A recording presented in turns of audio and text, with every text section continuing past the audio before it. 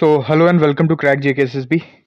Welcome आपका एक नई सीरीज़ में। तो आज जो मैं सीरीज़ लॉन्च करने जा रहा हूँ वो है जेकेपीएसआई से रिलेटेड। और इसमें हम जो भी कंप्यूटर का पार्ट है, आपको पता है थोड़ा सा वास्ट सिलेबस है इसमें कंप्यूटर का, तो वो हम सारा का सारा एमसीक्यू सेशन से करेंगे।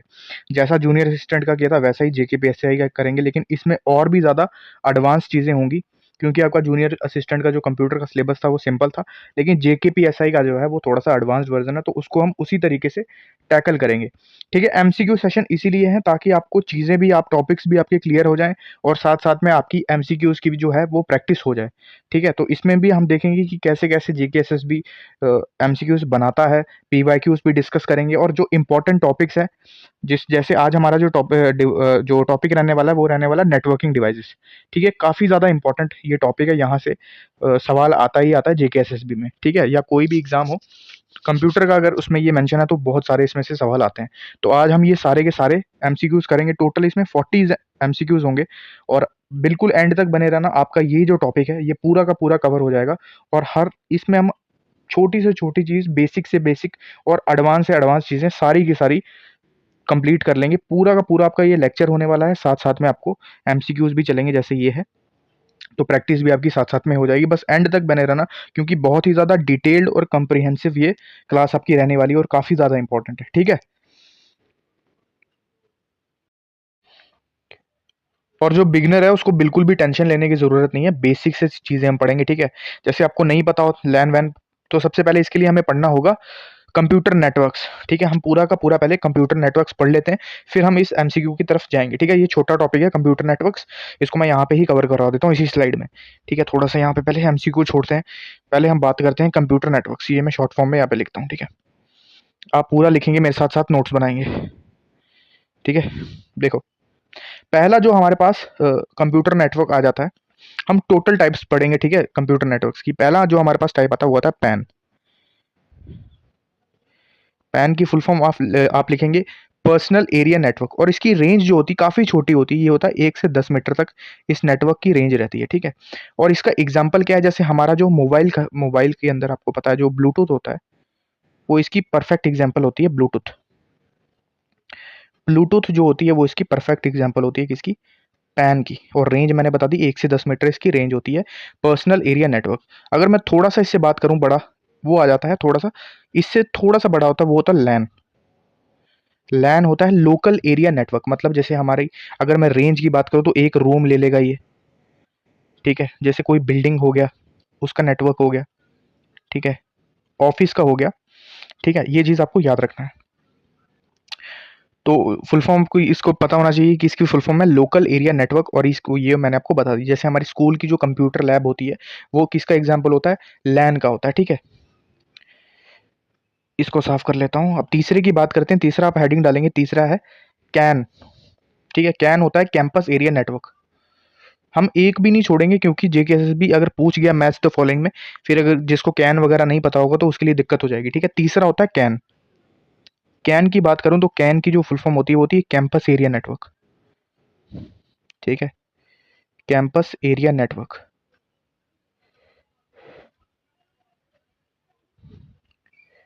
और ये कवर करता है, इसकी रेंज होती है जैसे लार्ज, मतलब अगर मैं बात करूं हॉस्पिटल्स की, ठीक है, हॉस्पिटल्स की, यूनिवर्सिटी कैंपसेस की, यूनिवर्सिटी कैंपस हो गया, इतनी इसकी रेंज होती है, मतलब प्रीमिसेस के अंदर। ठीक है, यूनिवर्सिटी कैंपसेस की। ठीक है, और याद रखना कैन के अंदर ना बहुत सारे लैंड्स जो हैं वो कनेक्टेड रहते हैं।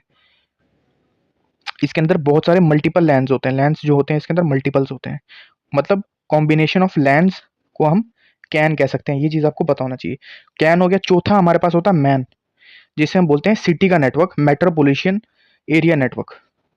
कोई भी चीज़ नहीं छोड़नी है हमने। ठीक है, नेटवर्किंग डिवाइस में ये एक वीडियो और ये पूरा का पूरा आपका टॉपिक खत्म। ऐसे ही हम जो जेकेपीएसआई की कंप्यूटर सीरीज है वो कवर कराएंगे। ठीक है, चिंता नहीं करो आप। चौथा जो मैंने आपको बताया वो था मैन। मैन हो जाता है हमारे पास मेट्रोपोलिटन मेट्रोपोलिटन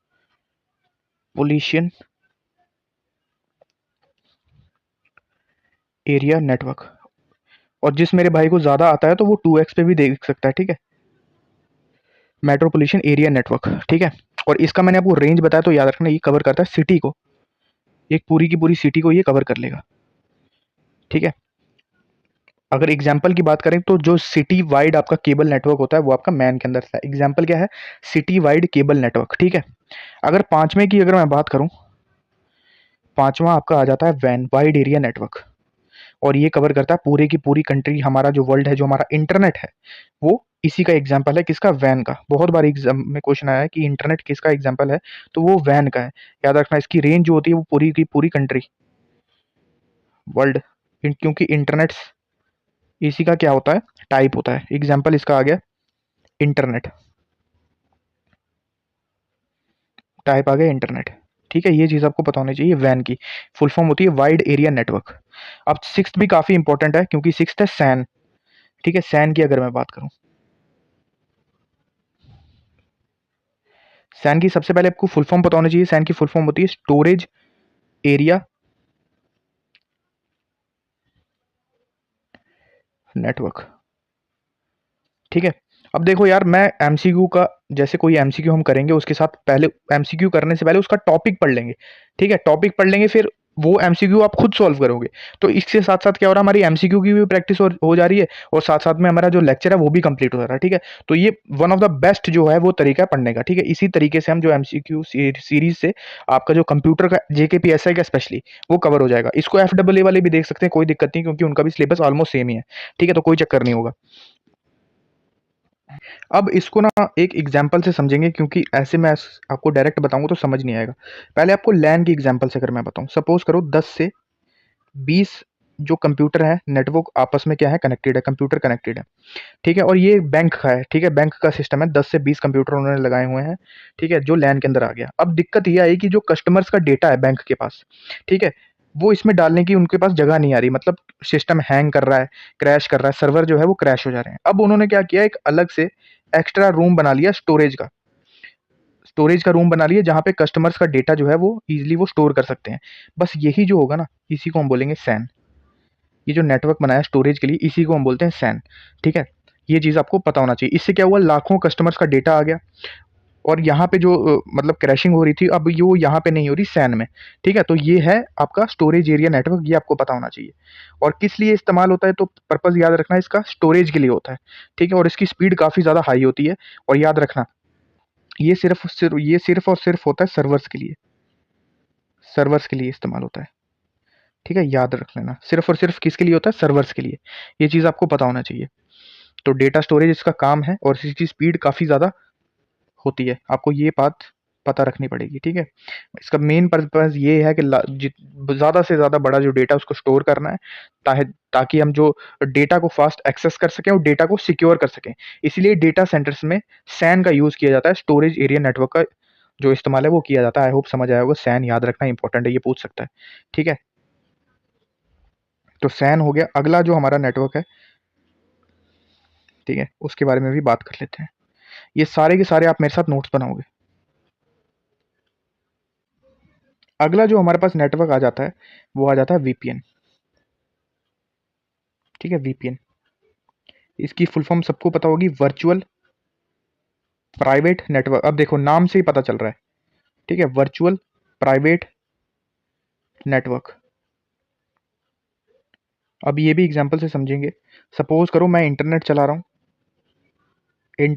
हूँ, और मैं चाहता हूँ यार जो मेरा डेटा जो है ना वो इंटरनेट पे शेयर ना हो, कोई मेरी जो लोकेशन है वो ट्रेस नहीं कर सके, या मेरा जो डेटा है मैं किसी के साथ, मैं एक सिक्योर जो है वो प्राइवेट जो है वो अपना कनेक्शन बनाना चाहता हूँ। मैं नहीं चाहता कि जो मेरी आइडेंटिटी है वो रिवील हो जाए, मेरा डेटा कोई मतलब चोरी कर ले, क्योंकि बहुत सारे साइबर जो क्रिमिनल्स बैठे होते हैं, साइबर क्रिमिनल्स जिन्हें हम कहते हैं, वो मेरा डेटा एक्सेस नहीं कर ले।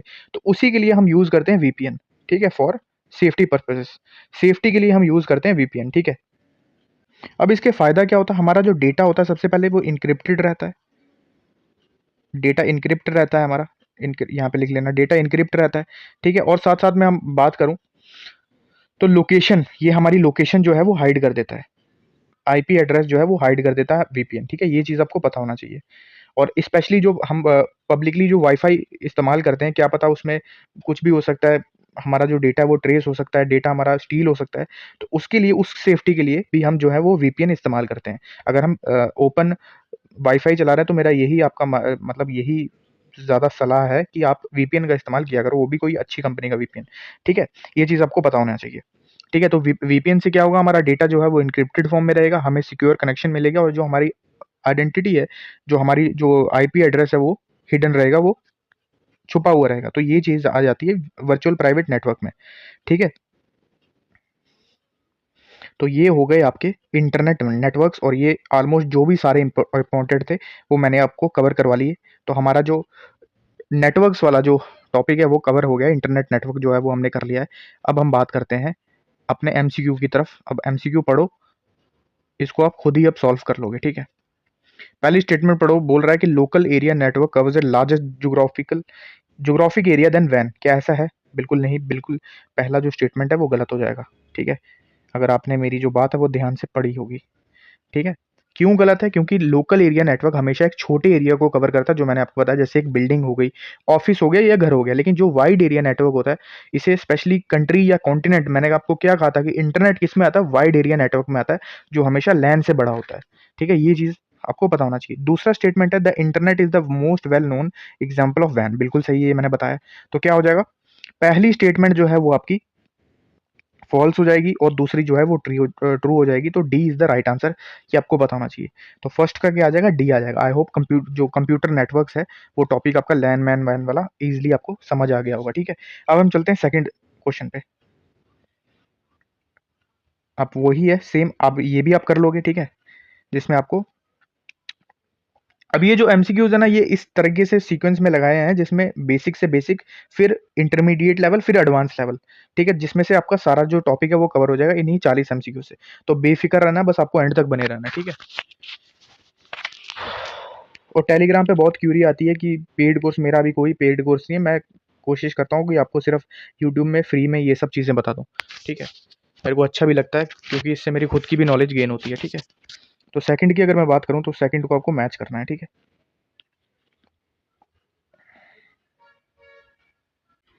तो पैन का मैंने आपको बताया था पर्सनल एरिया नेटवर्क, ये किसके साथ जाएगा? Personal device within a few meters, ठीक है?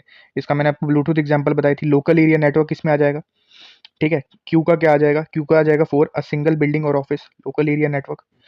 मैन का मेट्रोपोलिशन, जो मैंने आपको बताया सिटी में कवर करता है, तो आर का क्या आ जाएगा? आर का वन आ जाएगा, ठीक है? मैन का आ जाएगा। और वैन का वाइड एरिया नेटवर्क, जो ग्लोबल अक्रॉस कंट्रीज। तो आई होप समझ आ गया होगा क्या आंसर हो जाएगा इसका, ए, ठीक है? ए इज द राइट आंसर। हाँ, अब ये इंपॉर्टेंट टॉपिक है जिसमें हम नेटवर्क टोपोलॉजी पढ़ेंगे और बहुत ज़्यादा इंपॉर्टेंट हो जाता है, इसको पढ़ना, ठीक है? इसको हम डिटेल में पढ़ेंगे क्योंकि यहाँ से एमसीक्यू बनता है जेकेएसएसबी एग्जाम्स में। अब आप अपने नोटबुक में हेडिंग डालेंगे और लिखेंगे नेटवर्क टोपोलॉजीज, ठीक है? ये वाला टॉपिक अब हम कवर करने वाले हैं, ठीक है? अब टोटल जो टोपोलॉजीज होती हैं वो टोटल होती हैं 5 मेन टाइप्स जो होती हैं, उन्हीं मेन टाइप्स को हम कवर करेंगे जो एग्जाम ओरिएंटेड है, ठीक है? सबसे पहली जो आपकी टोपोलॉजी आ जाती है, आप साथ साथ में नोट्स बनाएंगे। सबसे पहली जो टोपोलॉजी आ जाती है वो आ जाती है बस, और ये बहुत सिंपल होती है। इसमें एक लंबी मेन केबल होती है और इसी के साथ जो है वो सारे कंप्यूटर्स हमारे कनेक्टेड रहते हैं, ऐसे ऐसे ऐसे करके। और इसका नुकसान ये होता है कि अगर ये मेन केबल खराब तो ये सारा किसी काम के नहीं रहते फिर, ठीक है? सबका जो पावर होता है वो ऑफ हो जाता है। तो इसमें एक मेन केबल होती है, जैसे बस देखी ना आपने, बस में कैसे ऐसे बीच में एक पाथ होता है और यहाँ पे साइड में सीट्स होती हैं, बिल्कुल सेम वैसे ही आपकी बस टोपोलॉजी होती है। ये चीज़ आपको पता होना चाहिए। और इसके फ़ायदे क्या होते हैं? ये लगाने में बहुत ज़्यादा ईज़ी रहती है, आसानी से लग जाती है और छोटे नेटवर्क के लिए सस्ती पड़ती है। अगर हमने छोटा नेटवर्क लगाना है तो उसके लिए बस टोपोलॉजी बेटर रहती है। नुकसान क्या है? जो मैंने आपको बताया, मेन केबल खराब तो पूरा बैकबोन जो है वो उसका टूट जाएगा। आई होप बस टोपोलॉजी आपको समझ आया होगा। देखो, रटना नहीं है यार, रटने से ना कोई फ़ायदा नहीं होगा। रट लोगे एमसीक्यू नहीं निकलेंगे, क्योंकि आपको थ्योरी नहीं लिखनी है, आपको ऑब्जेक्टिव पेपर देना है, आपको एमसीक्यू सॉल्व करना है। तो एमसीक्यू सॉल्व करने की सबसे पहले आपको आदत भी होनी चाहिए और कंसेप्ट क्लियर होना चाहिए। मेन है कि कंसेप्ट क्लियर हुआ या नहीं हुआ, ठीक है? वो चीज़ मेन होती है, ठीक है? तो बस समझ में आ गया। अब हम बात करते हैं कि स्टार टोपोलॉजी क्या होती है। स्टार के बारे में भी बात कर लेते हैं, ठीक है? दूसरा है हमारे पास स्टार टोपोलॉजी।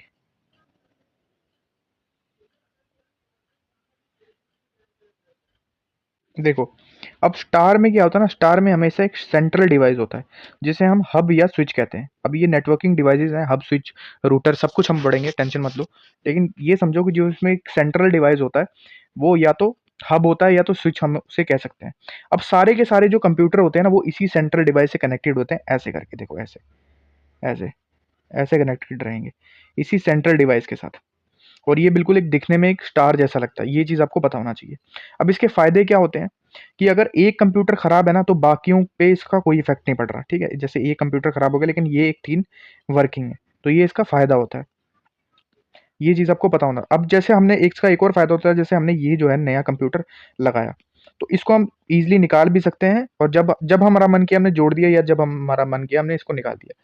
ये इसका आ गया फ़ायदा। ठीक है, ये चीज़ आपको पता होना चाहिए। लेकिन मेन दिक्कत इसमें ये आती है कि इसमें अगर ये पूरा का पूरा ये डिवाइस है, चलो एक कंप्यूटर खराब होता तो बाकी तो चल रहे हैं ना, लेकिन इसमें अगर ये मेन डिवाइस ही खराब हो गया तो ये फिर ये भी चारों किसी काम के नहीं है। ठीक है, तो ये इसका एक नुकसान में आ जाता है। ये हो गया हमारी स्टार टोपोलॉजी, जिसमें एक सेंट्रल में एक मेन डिवाइस होता है जिसे हम हब या स्विच कहते हैं। थर्ड जो हमारे पास टोपोलॉजी आ जाती है वो आ जाती है रिंग टोपोलॉजी। ठीक है, रिंग टोपोलॉजी की हम बात कर लेते हैं। रिंग,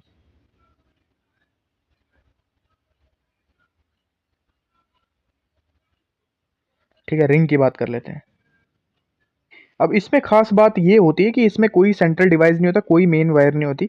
बस इसका एक चक्कर समझो, जैसे ये कंप्यूटर है ना, इसके साथ एक कंप्यूटर लगा होगा, इसके साथ एक कंप्यूटर लगा होगा, इसके साथ एक कंप्यूटर लगा होगा, इसके साथ एक कंप्यूटर लगा होगा। ठीक है, तो इसमें कोई भी सेंट्रल डिवाइस नहीं होता या मेन वायर नहीं होती, इसमें बस कंप्यूटर आपस में कनेक्टेड रहते हैं। ये चीज़ मतलब एक रिंग के फॉर्म में कंप्यूटर जो है अपने साथ कनेक्टेड रहते हैं। और इसका सबसे जो मेन फायदा होता है कि इसमें डेटा कोलाइड नहीं करता। ठीक है, डेटा कोलाइड नहीं करता क्योंकि सभी एक ही डायरेक्शन में जा रहे होते हैं। डेटा जो है एक ही डेटा में फ्लो कर रहा होता है, तो डेटा का कोलिजन नहीं होता। अब जो डेटा कोलिजन है वो बहुत ज़्यादा एडवांस कंसेप्ट है, वो आपका किसी काम का नहीं है। ठीक है, वो हायर स्टडीज़ के लिए होता है। बस आपको याद रखना कि इसमें डेटा कोलिजन नहीं होता। हाँ, लेकिन इसका एक नुकसान ये है कि अगर सपोज़ कर लो कि ये खराब हो गया, क्योंकि डेटा एक ही लाइन में जा रहा है तो आगे नहीं जाएगा अगर यहाँ से खराब हो गया। तो बस इसका एक ही मतलब ये है कि अगर एक कंप्यूटर खराब हो गया, तो फिर ये पूरा ही पूरा का पूरा सिस्टम जो है वो डूबता है। ठीक है? तो ये हो गई आपकी रिंग टोपोलॉजी। ठीक है? अब हम बात करते हैं कि मेश टोपोलॉजी क्या होती है। चौथी जो है हमारी टोपोलॉजी वो है मेश टोपोलॉजी। ठीक है? फोर्थ जो हमारे पास टोपोलॉजी आ जाती है वो आ जाती है मेश टोपोलॉजी। ठीक है? मेश।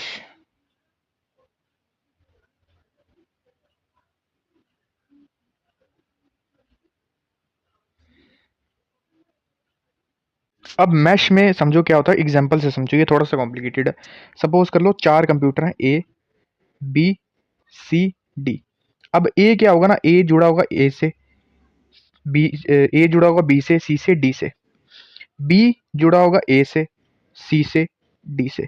सी जुड़ा होगा बी से, ए से और डी से। और डी जुड़ा होगा सी से, बी से, ए से। तो ये ऐसे कनेक्टेड होंगे डायरेक्ट। जैसे ए जुड़ा होगा B C C D, B C और डी से, बी जुड़ा होगा ए सी और डी से, और सी डायरेक्ट जुड़ा होगा ए बी और डी से। तो मतलब ये है मैश टेक्नोलॉजी। नाम ही इसका मैश इसीलिए पड़ता है। ठीक है, इसीलिए इसका नाम जो है वो मैश रखा गया। इसका मेन जो मेन अगर मैं एक मेरिट की बात करूं तो वो यही है कि जो इसमें जो कंप्यूटर है वो बाकी सभी कंप्यूटर से डायरेक्टली लिंक्ड होता है। जैसे ए की अगर बात करूं तो वो डायरेक्टली लिंक्ड है बी सी और डी के साथ। बी जो है वो डायरेक्टली लिंक्ड है ए सी और डी के साथ, और सी जो है वो डायरेक्टली लिंक्ड है ए बी और डी के साथ। आई होप समझ आया होगा। अब इसका फायदा एक होता है ना कि ये सबसे सेफ और रिलायबल होता है। अगर एक वायर या एक पाथ जो है वो अगर मैं बात करूं जैसे ये एक वायर है, ठीक है, ठीक है, इसका रास्ता खराब हुआ तो वो दूसरे पाथ से जाके अपना जो डेटा है वो उसको भेज सकता है दूसरे कंप्यूटर में। तो इसका फ़ायदा यही होता है कि प्राइवेसी इसमें अच्छी होती है, क्योंकि अगर मैं बात करूँ डाटा डाटा जो है वो डायरेक्ट एक कंप्यूटर से दूसरे कंप्यूटर में चला जाता है। अगर एक भी लाइन जो है वो खराब है तो उसके पास अलग अलग सोर्सेज भी हैं जाने की। ठीक है, अब इसमें नुकसान ये है कि इसमें मल्टीपल वायर्स चाहिए होती हैं। देखो या ऐसे में इसमें भी कचरा ही हो गया। ठीक है, तो मैक्सिमम इसमें वायर्स चाहिए होते हैं। सेटअप करना इसमें काफ़ी ज़्यादा मुश्किल होता है। जैसे जो अगर मैं बस की बात करूँ तो वो ईज़िली सेटअप हो गया था। लेकिन जो मैश है इसमें बहुत सी कॉम्प्लिकेशंस आती हैं इसको लगाने में, क्योंकि इसमें वायरिंग जो है वो काफ़ी ज़्यादा होती है। लास्ट हमारे पास आ जाता है वो आ जाती है ट्री टोपोलॉजी। ठीक है, लास्ट हमारे पास आ जाती है ट्री टोपोलॉजी। ट्री की अगर मैं बात करूँ,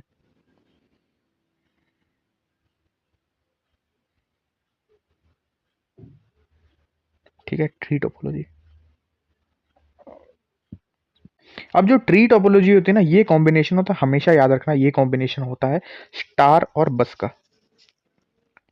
भाई स्टार और बस का कैसे हुआ तो मैं अभी बताता हूँ। देखो, जैसे बस में एक मेन केबल थी ना, और इसके साथ ये वायर लगी हुई थी, ऐसे करके। अब ये जो वायर है ना, इसके साथ लगा होगा स्टार कनेक्शन, जो ये वाला स्टार कनेक्शन है वो इसके साथ लगा होगा। बस ये दोनों का ही कॉम्बिनेशन है हमारी ट्री टोपोलॉजी। तो स्टार नेटवर्क जो है वो इसके मेन जो बस केबल है उसके साथ कनेक्टेड रहती है, और ये कॉम्बिनेशन होता है किसका, स्टार और बस टोपोलॉजी का। ठीक है। अब फायदा इसका ये है कि अगर बड़ा एडवांस सिस्टम हमें लगाना है, जैसे बड़े कॉलेजेस या कंपनीज में लगाना है जहाँ पे बहुत ज्यादा हमने बड़ा नेटवर्क बनाना है, तो उसके लिए इस्तेमाल होता है। ठीक है, ट्री टोपोलॉजी। नुकसान ये है कि जैसे ही मैंने आपको बताया कि जो मेन अगर बस केबल है खराब, तो पूरा का पूरा जो सिस्टम है वो ठप हो गया, कलैप्स हो गया। ठीक है, ये चीज आपको पता होना चाहिए, और इसकी जो मेंटेनेंस है वो भी काफी मुश्किल होती है। तो ये पूरे के पूरे मैंने आपको 5 जो है वो नेटवर्क टोपोलॉजीज आई होप अच्छे से पढ़ा दी। ठीक है। एक और एग्जाम का फैक्ट याद रखना कि जो सबसे फास्ट होती है ना इन टोपोलॉजीज में, वो होती है मैश टोपोलॉजी। ठीक है, सबसे जो फास्ट होती है, फास्ट एंड रिलायबल जो होती है, यहाँ पे मैं लिख देता हूँ, फास्ट जो होती है वो होती है मैश, और जो सबसे स्लो होती है वो होती है आपकी बस। ठीक है, ये चीज आपको पता होना चाहिए। ठीक है, आई होप अब ये क्वेश्चन आप खुद करोगे क्योंकि मैंने ये टॉपिक आपको अच्छे से पढ़ा दिया, तो अब आपको इसमें कोई दिक्कत नहीं आएगी। चलो थर्ड का आंसर बताओ क्या होगा। बताया था मैंने कि हब स्विच और हब किसके साथ लगा होता है, तो याद रखना ये हमारे पास आ जाएगी स्टार टोपोलॉजी। ठीक है, आई होप समझ आया होगा, स्टार में कनेक्टेड होता है। ठीक है, चलते हैं अब हमारा जो नेक्स्ट टोपोलॉजी है, मैश बस और रिंग, मैंने आपको अच्छे से बता दिया। फोर्थ, अब आपको ये जो टोपोलॉजीज हैं और उनकी कैरेक्टरिस्टिक्स जो हैं वो मैच करनी है, मैश बस और रिंग, और ये रही उनकी कैरेक्टरिस्टिक्स। पहले क्वेश्चन को देखो, समझो और जवाब दो।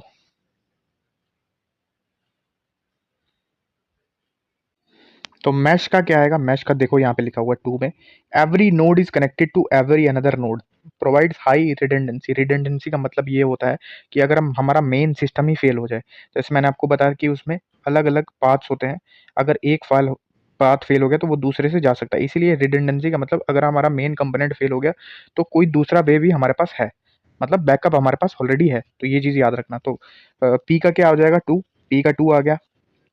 अब बी और सी गलत हो जाएंगे, एक या तो ए आंसर होगा या तो डी आंसर होगा, तो पी का आ जाएगा 2।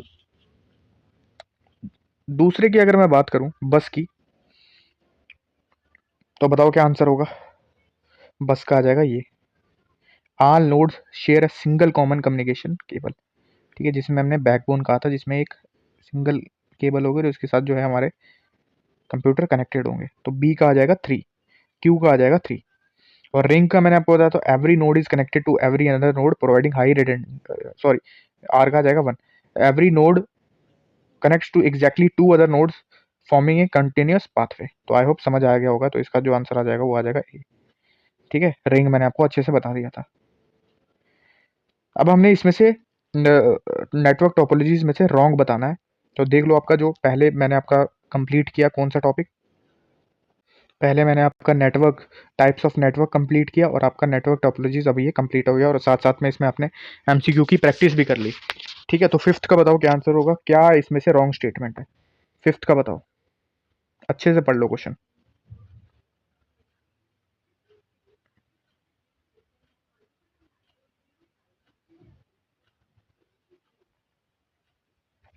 इन star topology if the central hub switch fails the entire system goes down, बिल्कुल सही है। In a bus technology terminators are required at both ends of the backbone cable, सही हो जाएगा। In a full in a fully connected mesh topology with n nodes the number of links required is n minus 1 2। अब ये समझ नहीं आएगा आपको, मैं इसका मतलब समझाता हूँ। ठीक है, डी है, a ring topology is the most commonly used topology in modern home wifi setups, बिल्कुल गलत हो जाएगा। ठीक है, क्योंकि मॉडर्न होम वाईफाई सेटअप्स जो है वो एग्जाम्पल आ जाते हैं किसके, ये एग्जाम्पल आता है हमारा, अगर मैं बात करूं स्टार टोपोलॉजी के अंदर। ठीक है, अभी मैं आपको सारी की सारी टोपोलॉजीज और इसके एग्जाम्पल भी बताऊंगा कि कौन सी टोपोलॉजी कहाँ पे इस्तेमाल होती है, ताकि वो भी अगर वहाँ से भी सवाल बने तो वो भी आपका गलत ना हो। लेकिन ये जो सी पॉइंट है, ये मैं आपको बताता हूँ कि इसका क्या मतलब होता है। अब देखो यहाँ पे आपको सी स्टेटमेंट में एक फॉर्मूला दिया होगा, N N minus one two, ठीक है। ये जो फॉर्मूला होता है ना, ये होता है नंबर ऑफ वायर्स निकालने का। वैसे आपके किसी काम का नहीं है, लेकिन जान लो ये नंबर ऑफ वायर्स निकालने का फॉर्मूला होता है, ठीक है। कि उस पर्टिकुलर टोपोलॉजी में हमें कितनी जो वायर है वो लगेंगी। मान लो हमारे पास 5 डिवाइसेज हैं, तो 5 अगर डिवाइसेज हैं तो एन हमारे पास 5 हो जाएगा। अब इसी में आप एन 5 पुट करोगे और आपके पास जो है वो नंबर ऑफ वायर्स निकालने की जो डेटा है वो आ जाएगा कि हमें नंबर ऑफ वायर्स कितनी चाहिए, ठीक है। तो अगर 5 आप पुट करोगे तो 10 आंसर आएगा। तो टेक्निकली जो है हमें साइंटिफिकली 10 वायर्स की ज़रूरत पड़ेगी, ठीक है। तो ये हो गया आपका फिफ्थ क्वेश्चन। चलते हैं सिक्स्थ पे। सिक्स्थ पे जाने से पहले हम बात कर लेते हैं टोपोलॉजीज और उनके एग्जाम्पल, वो कहाँ कहाँ पे इस्तेमाल होते हैं, ठीक है। इसको मैं साफ कर लेता हूँ क्योंकि इंपॉर्टेंट है, एक एक दो दो एग्जाम्पल करेंगे ताकि पूरा आपका कंसेप्ट है वो क्लियर हो जाए, ठीक है। अगर मैं बस की बात करूं, बस की, तो बस की याद रखना, ये आजकल कंप्यूटर में इस्तेमाल नहीं होते, ये बेसिकली मशीन्स में इस्तेमाल होते हैं, ठीक है। मशीन्स में, जैसे कार्स में इस्तेमाल हो गए, ठीक है। इंजन्स में इस्तेमाल हो गए, कार के ही इंजन्स की बात कर रहा हूँ, कार के इंजन्स में इस्तेमाल हो जाते हैं, ठीक है। ब्रेक्स में इस्तेमाल हो जाते हैं, एसीज में इस्तेमाल हो जाते हैं, ठीक है। डैशबोर्ड की स्क्रीन हो गई तो उसमें इस्तेमाल हो जाते हैं। और अगर मैं बात करूँ आपके स्टार टोपोलॉजी की, तो वो मैं आपको अभी बताया कि स्टार होता है जो हमारा घर का जो वाईफाई होता है, वो बेस्ट एग्जाम्पल होता है किसकी टोपोलॉजी का, स्टार टोपोलॉजी का, ठीक है। और अगर मैं रिंग टोपोलॉजी की बात करूं तो याद रखना ये आपके आईएसपीज इस्तेमाल करते हैं, जो आपके इंटरनेट सर्विसेज प्रोवाइडर्स होते हैं। जैसे अगर मैं बात करूं जियो या एयरटेल हो गए, जब उनको अपना एक फाइबर ऑप्टिक पूरा कनेक्शन बिछाना होता है पूरी सिटी में, तब वो रिंग टोपोलॉजी का इस्तेमाल करते हैं, ठीक है। फोर्थ की अगर मैं बात करूं मैश टोपोलॉजी, तो इसका जो बेस्ट एग्जाम्पल है मैश, हमारा इंटरनेट वो खुद ही एक मैश टोपोलॉजी के अंदर आ जाता है, इंटरनेट, ठीक है। पूरा इंटरनेट खुद जो है वो पार्शियल मैश टोपोलॉजी का सबसे बड़ा एग्जांपल है, ये चीज़ आपको पता होना चाहिए, ठीक है। और मिलिट्री और डिफेंस सिस्टम भी आ जाता है हमारा मैश टोपोलॉजी के अंदर, ठीक है। ट्री टोपोलॉजी की अगर बात करूं तो एक सिंपल एक ही एग्जांपल आपको इसकी याद रखनी है, ट्री की। ट्री के अंदर आ जाता है जो हमारा केबल टीवी का नेटवर्क होता है, केबल टीवी। आप घर पे डिश वगैरह अपने चलाते होंगे तो वो किसकी एग्जाम्पल है, ट्री टोपोलॉजी की, ठीक है। ये चीज़ आपको पता होना चाहिए। और बड़ी बड़ी जैसे यूनिवर्सिटी कैंपसेस होते हैं, कॉर्पोरेट ऑफिस होते हैं, जैसे इन्फोसिस हो गया, टीसीएस हो गया, तो वहाँ पे भी होता है ट्री टोपोलॉजी। लेकिन वो याद नहीं रखना आपको, सिर्फ केबल टीवी याद रखना है जो एग्जाम में पूछा जा सकता है, ठीक है। तो ये हो गया पूरा आपका एमसीक्यू क्लियर। अब हम चलते हैं सिक्स्थ पे, ठीक है। अब ये जो ड्यूप्लेक्स हाफ ड्यूप्लेक्स ये भी समझ लो क्योंकि ये भी आ जाता है नेटवर्किंग में, ये भी पढ़ा देता हूँ, फिर इस एमसीक्यू पे हम चलते हैं, ठीक है। अब इस अब यार ना इस चीज़ को ना ध्यान से पढ़ना, क्योंकि ये जो ड्यूप्लेक्स हाफ ड्यूप्लेक्स ये मैक्सिमम स्टूडेंट्स को पता नहीं होता कि यार ये होता क्या है। तो याद रखना ये जो होता है ना, ये आ जाता है हमारा ट्रांसमिशन मोड के अंदर। याद रखना ये जो होते हैं ये ट्रांसमिशन मोड्स होते हैं, और ये बेसिकली 3 टाइप्स के होते हैं, ठीक है। 3 टाइप्स के होते हैं। अब टाइप्स करवा देता हूँ। जो सबसे पहला टाइप होता है वो होता है सिंप्लेक्स मोड। सिंप्लेक्स मोड, अब इसको एग्जाम्पल से समझेंगे, ठीक है। क्योंकि इसमें जो सिंप्लेक्स मोड में ये चीज़ याद रखो कि जो डेटा होता है वो सिर्फ एक ही डायरेक्शन में आता है, कभी भी उसका रिप्लाई नहीं आएगा। सपोज करो आप टीवी देख रहे हो, ठीक है, आप टीवी देख रहे हो। अब हो क्या रहा है कि टीवी का जो भी डेटा है वो आपकी तरफ आ रहा है, आप उसको देख रहे हो, लेकिन आप क्या कभी भी टीवी को रिप्लाई कर सकते हो? नहीं कर सकते। तो एक वन वे है, वन वे डायरेक्शन है, मतलब एक ही डायरेक्शन में जो डेटा है वो फ्लो हो रहा है। मतलब सेंड से, मतलब अगर मैं सेंड कर रहा हूँ तो वो रिसीवर तक पहुंच रहा है, लेकिन रिसीवर अब मुझे वो वापस नहीं भेज सकता। तो ये जो मोड है ना, इसी को हम बोलते हैं सिंप्लेक्स मोड, ठीक है। ये चीज आपको याद रखनी है। इसके अब एग्जाम्पल्स काफी ज्यादा इंपॉर्टेंट हो जाते हैं। इसके एग्जाम्पल होते हैं जैसे कीबोर्ड। कीबोर्ड आपने डेटा भेजा अपने मॉनिटर को, तो क्या कीबोर्ड पे आपके पास कोई आउटपुट आया? नहीं आया, ठीक है। दूसरा अगर मैं बात करूं, दूसरा है टीवी, जो मैंने आपको एग्जांपल यहाँ पे क्लियर कर दी, ठीक है। तो ये दो जो है वो आपको एग्जांपल माउस पे रख लो, ठीक है। माउस तो आपका आपकी कमांड जो है वो दे रहा है, लेकिन आपको क्या कंप्यूटर से माउस की तरफ कुछ आ रहा है? नहीं आ रहा। तो ये वन वे डायरेक्शन है ना, मतलब एक ही डायरेक्शन से डेटा फ्लो हो रहा है, तो इसी को हम बोलते हैं सिंप्लेक्स मोड, ठीक है। दूसरा होता है हमारे पास हाफ ड्यूप्लेक्स मोड, ये इंपॉर्टेंट है, ठीक है, हाफ ड्यूप्लेक्स मोड क्या होता है वो समझते हैं। हाफ ड्यूप्लेक्स मोड क्या होता है? हाफ ड्यूप्लेक्स,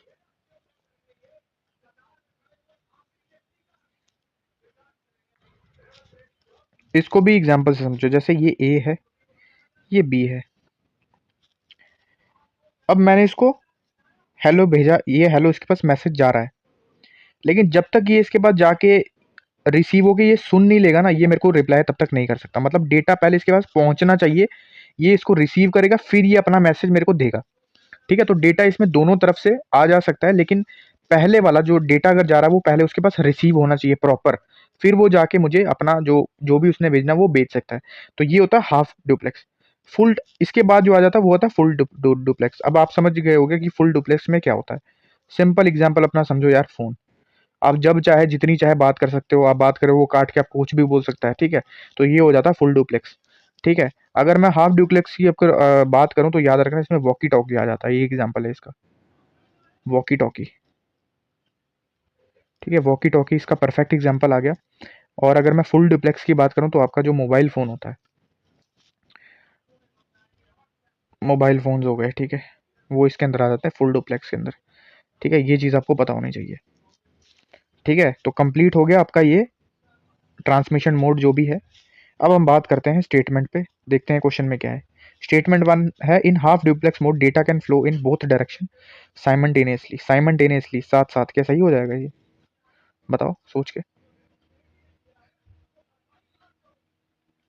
ध्यान से पढ़ो दोनों स्टेटमेंट्स।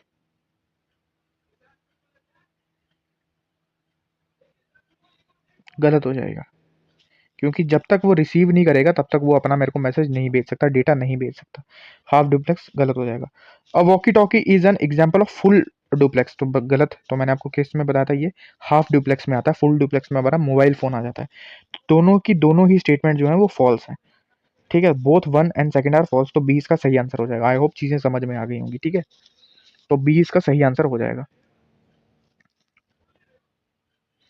ठीक है, सेवंथ है। अब सेवंथ में हमें थोड़ा टाइप्स ऑफ कंप्यूटर नेटवर्किंग में टॉपिक होता है केबल्स, वो पढ़नी पड़ेंगी। केबल से सवाल आ सकता है। ठीक है, तो केबल्स पढ़ लेते हैं। अब केबल्स क्या होती हैं? अब अपने नोट्स में हेडिंग डाल लेना, नेटवर्किंग केबल्स। ठीक है, क्योंकि मैंने कोई भी नेटवर्किंग या नेटवर्किंग डिवाइसेस का कोई भी टॉपिक नहीं छोड़ना इसमें। ठीक है, फुल एक्यूरेसी के साथ 100% पढ़ेंगे। तो टॉपिक डाल लो नेटवर्किंग केबल्स। जो सबसे पहले हमारे पास केबल रहेगी वो रहेगी ट्विस्टेड पेयर केबल। ठीक है, ट्विस्टेड पेयर केबल। ठीक है, इसमें याद रखना, इसमें ना ऐसे ट्विस्ट एंड टर्न ऐसे देखा होगा, ऐसे अपने वायर्स होगी वो ऐसे ऐसे ऐसे ऐसे लिपटी हुई होगी, वो वो यही केबल होती है ट्विस्टेड वाली पेयर केबल। ठीक है, ये चीज़ आपको पता होना चाहिए। और याद रखना ये कहाँ पे यूज़ होती है, इसकी यूज़ काफ़ी ज़्यादा इंपॉर्टेंट है। ये यूज़ होता है जो हमारा, अगर मैं बात करूँ, लोकल एरिया नेटवर्क में यूज़ होती है। और ईथरनेट केबल होती है ना, ईथरनेट केबल होती है, अगर आपने घर पे अपने वाईफाई लगाया तो उसके साथ मिल देखना येलो या ब्लैक कलर की होती है, जिससे आप वो केबल जो है वो अपने, जो आपके पास वो जो बॉक्स होता है उसके साथ कनेक्ट करके अपने लैपटॉप या कंप्यूटर के साथ इंटरनेट चला सकते हो। उसी को हम बोलते हैं ईथरनेट केबल। वो इसी की एग्जांपल होती है ट्विस्टेड पेयर केबल की। ठीक है, ये चीज़ आपको पता होना चाहिए। पीले कलर की तार होती है या नीले कलर की या ब्लैक कलर की होती है। ठीक है, याद रखना इसका फ़ायदा क्या होता है कि ये सबसे सस्ती होती है और लगाना बहुत ज़्यादा आसान होता है। और नुकसान ये होता है कि ये सिर्फ शॉर्ट कम्युनिकेशन के लिए इस्तेमाल होती है। जैसे अगर आपके पास ये ईथरनेट होगी होगी तो देखना उसकी लेंथ कितनी ज़्यादा छोटी होती है, 100 मीटर से ज़्यादा ये नहीं होती। ये चीज़ आपको याद रखना। दूसरी अगर मैं बात करूँ, दूसरी आ जाती है कोएक्सियल केबल। कोएक्सियल केबल आपने अपनी लाइफ में देखी ही होगी, क्योंकि उसी जो केबल वाली तार होती है ना, उसी को बोलते हैं कोएक्सियल केबल। कोएक्सियल केबल जो आपकी केबल वाली तार होती है। ठीक है, आपका डिश टीवी डिशेस में जो इस्तेमाल होती है केबल्स में, वो होती है कोएक्सियल केबल। और याद रखना इसमें काफ़ी ज़्यादा इंपॉर्टेंट पॉइंट आता है कि इसके बिल्कुल सेंटर में एक होती है कॉपर की लेयरिंग, और कॉपर की लेयरिंग के बाहर होती है आपकी प्लास्टिक की लेयरिंग। याद रखना, पहले जो सेंटर में होगा वो कॉपर की लेयरिंग होगी, फिर होगी हमारा प्लास्टिक कवर जिसे हम जैकेट भी बोलते हैं, याद रखना। क्वेश्चन एमसीक्यू बना हुआ है कि जो कोएक्सियल केबल के अंदर जो प्लास्टिक की लेयर होती है उसको क्या बोलते हैं, तो याद रखना उसको जैकेट बोला जाता है। ठीक है, ये चीज़ आपको याद रखना है। और याद रखना इसका फ़ायदा क्या होता है, तो इसका फ़ायदा यही है कि जो ट्विस्टेड पेयर केबल से ज़्यादा ये जो डेटा है ले जा सकती है, क्योंकि ये लंबी होती है काफ़ी ज़्यादा। ठीक है, ये चीज़ याद रखना। और नुकसान क्या है कि ये ज़्यादा महंगी होती है, कॉस्टली होती है as compare to twisted pair cable. और तीसरे टाइप की हमारी जो इंपॉर्टेंट केबल आ जाती है वो आ जाती है हमारे पास को हाँ, ऑप्टिकल फाइबर ऑप्टिकल केबल। तीसरी जो हमारे पास आ जाती है वो आ जाती है फाइबर ऑप्टिकल केबल। ठीक है, फाइबर ऑप्टिकल सबसे वीआईपी केबल होती है और आजकल के मॉडर्न ज़माने में सबसे ज़्यादा इस्तेमाल होने वाली सबसे तगड़ी केबल होती है। ठीक है, याद रखना इसके अंदर कोई भी कॉपर की तार नहीं होती। इसके अंदर मैंने आपको कहा केबल की तार जो कॉपर की वायरिंग नहीं होती। क्यों? क्यों नहीं होती? क्योंकि याद रखना जो पहली मैंने आपको केबल्स बताई उसके अंदर जो है वो डेटा इलेक्ट्रिसिटी की फॉर्म में जो है वो फ्लो करता था, लेकिन जो इसमें डेटा जो फ्लो करता है वो लाइट की फॉर्म में फ्लो करता है, इसीलिए इसे ऑप्टिकल फाइबर ऑप्टिकल केबल जो है कहा जाता था। पहले जो पिछली प्रीवियस जो 2 केबल्स थी उसमें इलेक्ट्रिसिटी रन करती थी, डेटा को एक जगह से दूसरी जगह ले जाने के लिए, लेकिन इसमें जो है वो करती है क्या? वो करती है हमारी लाइट। और इसीलिए जो इसकी लेयरिंग होती है वो प्लास्टिक की बनी होती है, याद रखना। इसमें जो लेयरिंग होती है प्लास्टिक की, आपने देखी भी होगी। अगर मैं बात करूँ, अगर आप इस्तेमाल करते हो आपके ब्रॉडबैंड में जो लगी होती है, देखना लंबी सी तार लगी होती है, उसको अगर आप छिलोगे तो उसमें से प्लास्टिक निकलेगा, वो फाइबर ऑप्टिकल केबल होती है। ठीक है, ये चीज़ आपको पता होना चाहिए। हाई स्पीड इंटरनेट में अगर आपने लगाया हुआ है ब्रॉडबैंड सर्विस लगाई हुई, तो वह याद रखना जो ब्लैक कलर की वायर होती है जो जाके बाहर खंबे के बॉक्स के साथ कनेक्टेड होती है, वही आपकी होती है फाइबर ऑप्टिकल केबल। ठीक है, और उसको छिलोगे तो देखना उसमें से प्लास्टिक निकलेगा। उसके अंदर कोई भी लोहे की कॉपर की तार वगैरह कुछ नहीं होती, क्योंकि उसके साथ करंट भी नहीं लगता यार, क्योंकि उसके अंदर इलेक्ट्रिसिटी फ्लो ही नहीं करती। उसके अंदर लाइट फ्लो करती है। उसको ऐसे पकड़ भी लोगे ना कुछ भी नहीं होगा, छिल के पकड़ भी लो कुछ भी नहीं होगा अगर प्लास्टिक को पकड़ लोगे।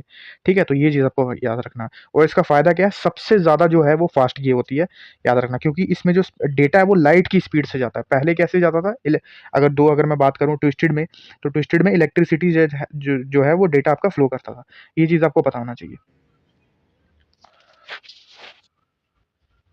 और नुकसान यही है कि बहुत ज़्यादा महंगी होती है, ये चीज़ आपको बताना चाहिए। अब थोड़ा सा एक क्विक रिवीजन कर लेते हैं। जैसे ट्विस्टेड पेयर केबल में मैंने क्या कहा था, इलेक्ट्रिक सिग्नल्स।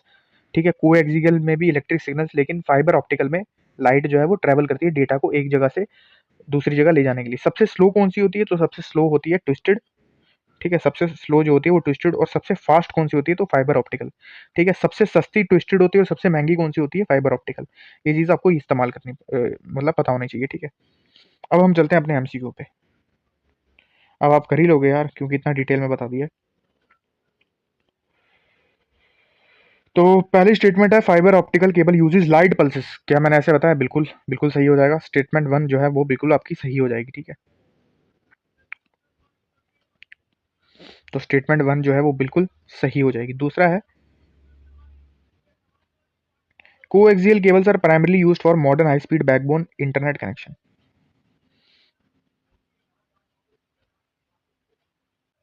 तो भाई कोएक्सियल कब से आ गई? मैंने क्या बताया था, फाइबर ऑप्टिकल। ठीक है, जिसमें लाइट जो है वो फाइबर ऑप्टिकल केबल जो मैंने आपको बताया था। ठीक है, आई होप समझ आ गया होगा। ठीक है, फाइव, क्योंकि कई लोगों को पता ही नहीं होता कि जो हमारी जो ब्रॉडबैंड की जो तार है ब्लैक कलर की वो कौन सी होती है। वो इस डर के चक्कर में रहते हैं कि इससे करंट लग जाए। करंट उसमें फ्लो ही नहीं करता दोस्तों, उसमें लाइट फ्लो करती है, और लाइट से आपको कुछ भी नहीं होगा। ठीक है, तो इसमें जो पहली स्टेटमेंट है वही ट्रू है। First is true, second is false. तो देखो, अब ना मैं आपको एक क्लियर चीज बताता हूँ। जेकेएसएस भी 20 एमसीक्यूज डालता है। ठीक है, 15 से 16 आप कर लोगे, लेकिन मैं चाहता हूँ कि आप 20 में से 20 करो यार, क्योंकि स्कोरिंग सब्जेक्ट है, आप आराम से उसमें ले सकते हो। लेकिन अगर आप कंसेप्चुअल पढ़ोगे, अगर आप रटोगे ना और वही पुरानी चीजें पढ़ोगे, वन लाइनर्स, वही सेम कंसेप्ट, वही बार बार बार बार, कोई फायदा नहीं होने वाला। वही 13-14 मार्क्स ही आएंगे। ठीक है, लेकिन अब जेकेएसएसबी ने पैटर्न अपना चेंज कर दिया, वो ज्यादा डीप कोर कंसेप्ट पूछ रहा है कंप्यूटर में से। ठीक है, तो सेवंथ भी हो गया, आपको मैंने केबल्स भी पढ़ा दी, जो नेटवर्किंग केबल्स थी इंपॉर्टेंट। ठीक है, एट्थ पे चलो।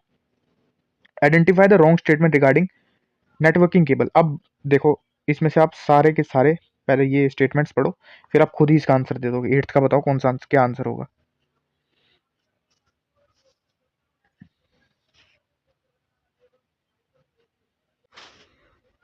इसमें पहले बी को पढ़ो, fibre optical cables transmit data using, मैंने आपको पता था कि लिखा हुआ fibre optic cables transmit data using light, तो बिल्कुल सही हो जाएगा। मैंने आपको कहा था कि ऑप्टिकल केबल्स के अंदर इलेक्ट्रिसिटी नहीं, लाइट जो है वो ट्रैवल करती है डेटा को एक जगह से दूसरी जगह फ्लो करवाने के लिए।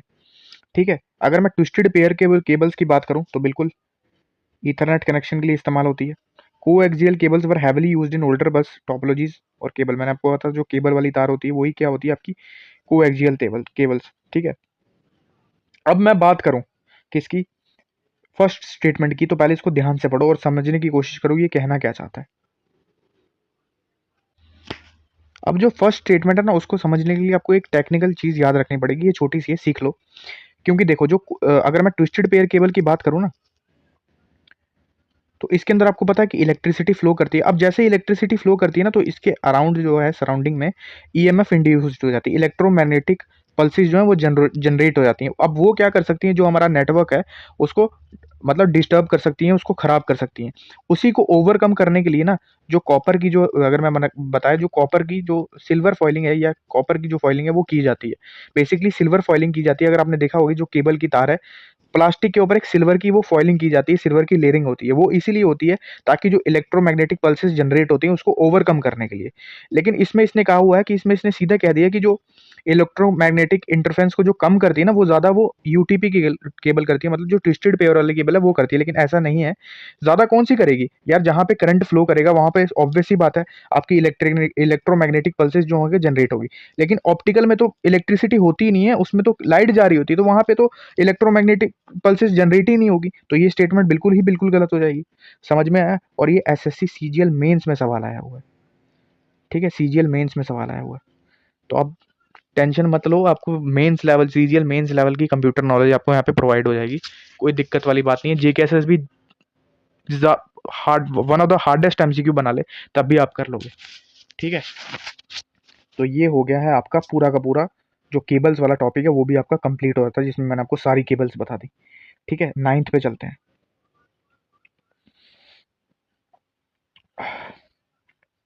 अब ये जो डिवाइसेस हैं इनके आपको कॉमन नेम जो है वायरलेस स्टैंडर्ड और उनके कॉमन नेम जो है वो पता होने चाहिए। इसको बस आपको रटना है। ठीक है, बस इसको रटना है और कुछ नहीं करना। जैसे ब्लूटूथ का क्या होता है, वाईफाई का क्या होता है और इथरनेट का क्या होता है, ये एग्जाम में आ सकता है। ठीक है, अगर आप एक सीरियस जेकेएसएसबी एस्पिरेंट हो ना तो आपको पता होगा इसी की जो है वो फुल फॉर्म पूछी गई थी। तो स्टूडेंट सोचते हैं यार ये कौन से टॉपिक है, तो ये नेटवर्किंग डिवाइसेस का ही टॉपिक है दोस्तों। और इसकी जो फुल फॉर्म होती है वो होती है institute of electrical and electronics engineers. ठीक है, यहाँ से इसकी एक फुल फॉर्म पूछ ली थी, तो इसीलिए आपका ये एमसीक्यू बनाया कि अगर पूछ सकता तो ये वायरलेस स्टैंडर्ड जो स्टैंडर्ड है वो भी पूछ सकता है, जो कॉमन डिवाइसेस होते हैं जैसे ब्लूटूथ, वाईफाई और इंटरनेट। आपको बस इसको रटना है और कुछ नहीं करना। जैसे वाईफाई का जो स्टैंडर्ड होता है 802.11, तो वाईफाई का आ जाएगा 802.11। ठीक है, ब्लूटूथ का जो होता है ना, ब्लूटूथ का होता है 802.15.1, 802.15.1 और ईथरनेट का होता है 802.3। बस आपको यही याद रखना है और कुछ भी नहीं याद रखना है, बस इसको रट लेना। ठीक है, इस चीज को घोल के पी जाना क्योंकि क्वेश्चन पूछ सकता है वो। ठीक है, देखो अब जो है ना अब हमारा चलेगा ब्रह्मास्त्र, क्योंकि अब हम पढ़ेंगे कोर टॉपिक्स, जिसमें मैं आपको पहले बता दूं हम पढ़ेंगे नेटवर्क प्रोटोकॉल्स। ठीक है, जहां से बार बार सवाल आता है नेटवर्क प्रोटोकॉल्स, और हम पढ़ेंगे नेटवर्किंग डिवाइसेस, जो इस नेटवर्किंग चैप्टर का आखिरी सिस्टम रहेगा। लेकिन वो हम पढ़ेंगे नेक्स्ट पार्ट में, क्योंकि खिचड़ी बन जाएगी, क्योंकि बहुत ज़्यादा लंबा ये टॉपिक चला जाएगा। तो मेरी यही सलाह है, बोर नहीं होना है, इंटरेस्ट लेके पढ़ना है, जिससे चीज़ें समझ आएँ, जिससे कंसेप्ट्स क्लियर हों। ठीक है, तो बुरा नहीं मानना मेरी बात का, सेकंड पार्ट आ जाएगा। सेकंड में हमारा सिर्फ ये बचा नेटवर्क प्रोटोकॉल्स और जो नेटवर्किंग ओएसआई जो लेयर है वो आपकी, इसमें 7 लेयर्स हैं और सातों के 7 लेयर्स हम डिटेल में पढ़ेंगे। ठीक है, नेटवर्किंग प्रोटोकॉल्स, ओएसआई लेयर और हमारा जो कुछ बच जाता है वो बच जाते हैं डिवाइसेस, नेटवर्किंग डिवाइसेस, जिसमें हब, स्विच, रिपीटर वगैरह कर लेंगे। तो अभी तक आज के सेशन में हमने क्या क्या किया वो हम ज़रा डिस्कस कर लेते हैं। सबसे पहले हमने टाइप्स ऑफ नेटवर्क्स पढ़े, लैन वैन वगैरह पढ़ा, टाइप्स पढ़े नेटवर्क्स के। ठीक है, दूसरा हमने पढ़ी नेटवर्किंग टोपोलॉजीज, जहाँ से क्वेश्चन आता है, और लैन वैन से भी काफ़ी क्वेश्चन आते हैं। नेटवर्क टोपोलॉजीज पढ़ी। तीसरा हमने पढ़ा, ठीक है, तीसरा हमने पढ़ा अपना केबल्स, नेटवर्किंग केबल्स। और हमारे 3 टॉपिक और बच गए हैं, जो है नेटवर्किंग प्रोटोकॉल, नेटवर्किंग डिवाइसेस और ओएसआई मॉडल। ठीक है, बस यही 6 टॉपिक हैं। इस 6 टॉपिक के आपके बाहर नहीं पढ़ना। अब देखो, जो जेकेपीएसआई का एग्ज़ाम है ना, खास करके जो ओपन मेरिट वाले हैं, कोशिश करना है कि 15 में से 15 आपको लेने हैं, जो आपको देंगे 30 मार्क्स। और ये सीरीज देखते जाना एंड तक, क्योंकि अभी काफ़ी टाइम है, जून को पेपर है, तो इसीलिए आराम आराम से पढ़ेंगे, इतनी स्पीड हम नहीं पकड़ेंगे। FAA वालों के लिए भी इंपॉर्टेंट है, तो उनका भी पेपर जून के बाद होगा, तो इसीलिए जल्दबाजी में करेंगे ना, समझ भी नहीं आएगा, इसीलिए मैंने यहाँ तक रखा है। टोटल 40 MCQs हैं अभी तक। हमने यहाँ पे 10, मैंने OSI मॉडल शुरू अभी किया नहीं है, तो इसमें हम नहीं आएंगे 10 में। ठीक है, तो टोटल 9 MCQs किए, जिसमें हमने सारे कंसेप्ट्स भी किए, सिर्फ MCQs ही नहीं किए। आई होप अब जो हमने टॉपिक यहाँ पे पढ़े हैं, चाहे वो टाइप्स ऑफ नेटवर्क हो, नेटवर्किंग टोपोलॉजीज हो या केबल्स हो, यहाँ से आपका अब सवाल गलत नहीं हो सकता, चाहे कहीं से भी MCQs लगा लेना। ठीक है, तो ऐसे ही फिर मिलते हैं नेक्स्ट सेशन में इसी एनर्जी के साथ। आपने भी आना है, मैंने भी आना है, मिल के करेंगे, साथ में करेंगे। ठीक है, तो फिर मिलते हैं नेक्स्ट सेशन में, तब तक ख्याल रखो।